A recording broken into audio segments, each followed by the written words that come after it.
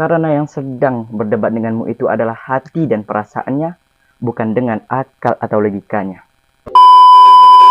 Mau tahu apa saja manfaat menjaga wudhu? Wudhu tidak hanya bermanfaat untuk menghilangkan hadas kecil, tetapi lebih dari itu, yaitu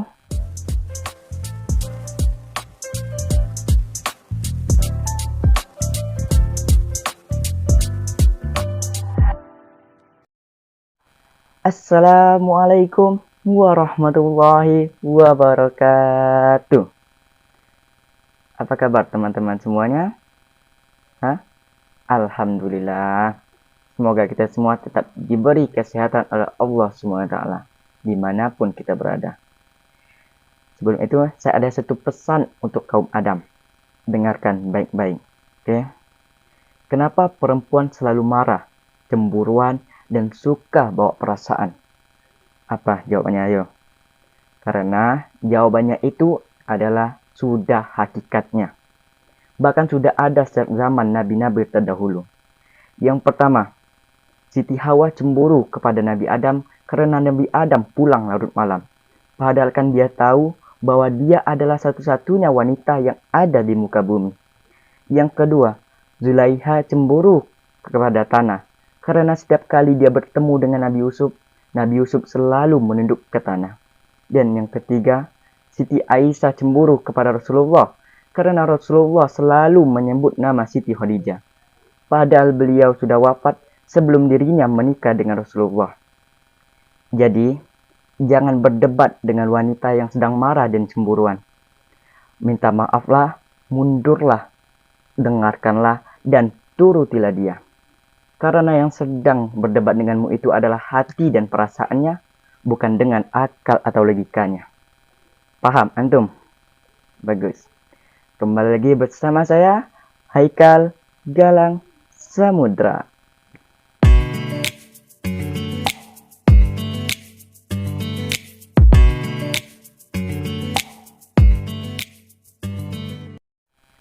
Baik teman-teman semuanya, saya harap teman-teman sudah pada tahu cara berwudu, ya. Jika teman-teman sudah tahu apa itu wudu dan bagaimana caranya, lebih baik lagi jika teman-teman terus menjaga wudu. Kenapa? Karena manfaatnya itu sangat banyak sekali. Mau tahu apa saja manfaat menjaga wudu? Jangan kemana-mana, tonton ini saja. Oke, yang pertama keutamaannya adalah didoakan oleh malaikat. Wudu tidak hanya bermanfaat untuk menghilangkan hadas kecil, tetapi lebih dari itu, yaitu menjadi pengampun dosa. Nabi Muhammad SAW bersabda, barang siapa yang tidur di malam hari dalam keadaan suci atau berwudu, maka malaikat akan tetap mengikutinya. Lalu ketika ia terbangun atau ketika ia bangun, malaikat itu pun berdoa, ya Allah, ampunilah hambamu ini karena dia tidur di malam hari dalam keadaan selalu suci.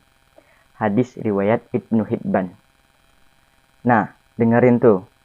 Ya, kita didoakan oleh malaikat agar diampuni.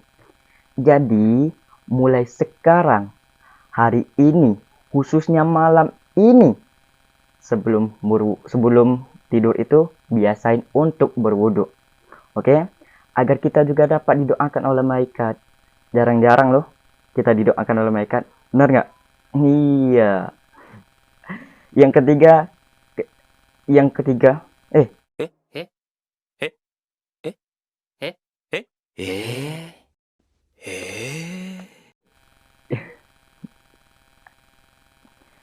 kedua, keistimewaannya adalah diberi cahaya pada hari kiamat.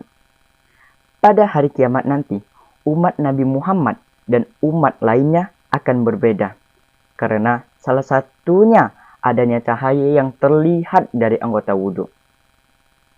Nabi Muhammad SAW bersabda, sesungguhnya umatku akan dipanggil pada hari kiamat nanti dalam keadaan dahi. Kedua tangan dan kakinya bercahaya karena bekas wudhu. Hadis riwayat Bukhari dan Muslim. Nah, siapa yang tidak mau seperti itu? Semua anggota wudhu bercahaya. Percaya deh, orang seperti itu akan viral di hari kiamat nanti. Yang ketiga, keutamaannya adalah diangkat derajatnya di sisi Allah. Nabi Muhammad bersabda, "Maukah kalian aku tunjukkan suatu amalan yang dengannya Allah akan mengampuni dosa dan mengangkat derajatnya?" Para sahabat pun menjawab, "Tentu wahai Rasulullah." Kemudian Rasulullah berkata, menyempurnakan wudhu walau dalam kondisi sulit. Kemudian memperbanyak jalan ke masjid dan menunggu sholat setelah sholat. Hadis riwayat Muslim. Nah, jadi menyempurnakan wudhu akan mengangkat derajat kita di sisi Allah. Amin ya rabbal alamin. Dan yang keempat, keistimewaannya adalah dikeluarkan kesalahan dan dosa dari tubuhnya. Nabi Muhammad SAW bersabda, barang siapa yang berwudhu kemudian membaguskan wudhunya, niscaya kesalahan-kesalahannya keluar dari badannya hingga keluar dari bawah kuku-kukunya. Hadis riwayat Muslim. Jadi, kesalahan-kesalahan dan dosa-dosa yang telah kita lakukan akan berguguran dari anggota tubuh dengan berwudhu. Paham? Yang kelima, keistimewaannya adalah masuk surga lewat pintu mana saja. Masya Allah. Satu pintu saja sudah bersyukur. Apalagi ini ada 8. Nabi Muhammad bersabda, barang siapa yang berwudu kemudian menyempurnakan wudunya, lalu dia berdoa, Asyhadu an la ilaha illallahu wahdahu la syarikalahu wa asyhadu anna Muhammadan abduhu wa rasuluh. Allahumma ja'alni minat tawwabina wa ja'alni minal mutatahhirin wa ja'alni min ibadikas sholihin. Maka niscaya akan dibukakan untuknya pintu surga yang 8 dan dia bisa masuk ke dalamnya lewat pintu mana saja yang dia kehendaki. Hadis riwayat Muslim. Mantap gak tuh? Iyalah. Jadi ibaratnya itu kita diundang ke sebuah istana yang di dalam istana itu terdapat 8 pintu dan kita bebas mau masuk di pintu mana saja. Kita berasa bahwa diri kita ini seperti orang spesial, tamu terhormat. Benar nggak? Begitu juga di surga nanti. Paham? Dan yang terakhir keenam, ini yang paling luar biasa, yaitu dicintai oleh Allah Subhanahu wa taala. Siapa yang di sini mau dicintai oleh Allah? Angkat tangan.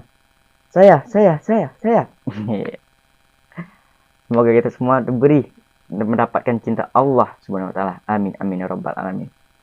Nah, salah satu cara untuk mendapatkan cinta Allah yaitu dengan berwudu atau mensucikan diri.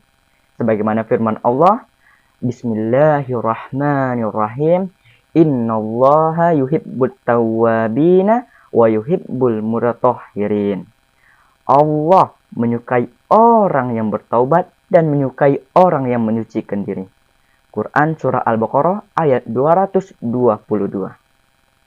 Hei, lebih baik kejar cinta Allah yang sudah pasti daripada kejar cinta Dia yang hanya datang untuk melukai hati. Iya.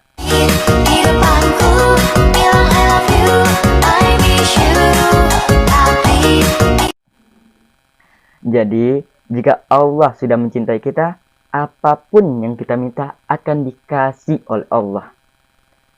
Contoh, kita sedang mencintai seorang wanita, pasti kita akan berkorban untuk dirinya. Ya enggak? Begitu juga Allah. Jika Allah sudah mencintai kita, apapun yang kita inginkan akan dikabulkan oleh Allah. Mau itu rumah, mobil, tanah, pesawat, bahkan bumi pun akan dikasih oleh Allah. Allah hanya bilang, kun fayakun, maka jadilah itu semua. Jadi, berhenti dulu deh kejar cinta Dia. Lebih baik kejar cinta Allah terlebih dahulu. Nanti, jika sudah dapat cinta Allah, barulah minta kepada Allah. Berdoa, ya Allah, hamba lihat-lihat wanita itu sangat cocok dengan hamba. Jadi tolong, jodohkanlah kami berdua ya Allah. Amin.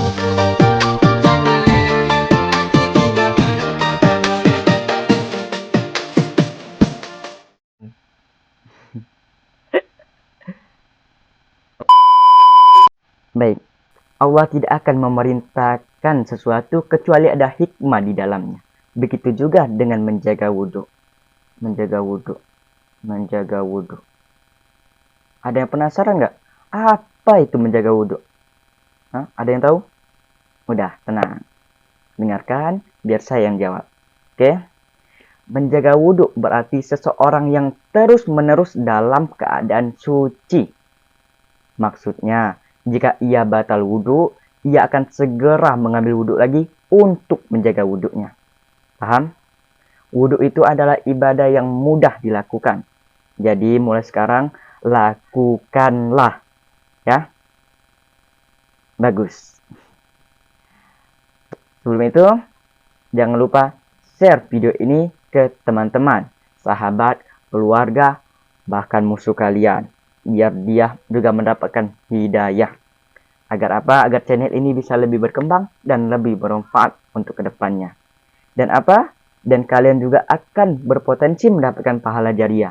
Nabi Muhammad SAW bersabda, barang siapa yang menyampaikan suatu amalan saja, kemudian orang lain yang mengamalkannya, maka walaupun orang yang menyampaikan tadi meninggal dunia, ia akan tetap mendapatkan pahala.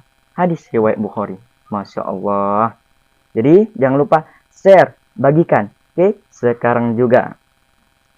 Itu saja yang bisa saya sampaikan. Mohon maaf apabila terdapat kesalahan. Semoga bermanfaat. Saya akhiri. Wassalamualaikum warahmatullahi wabarakatuh.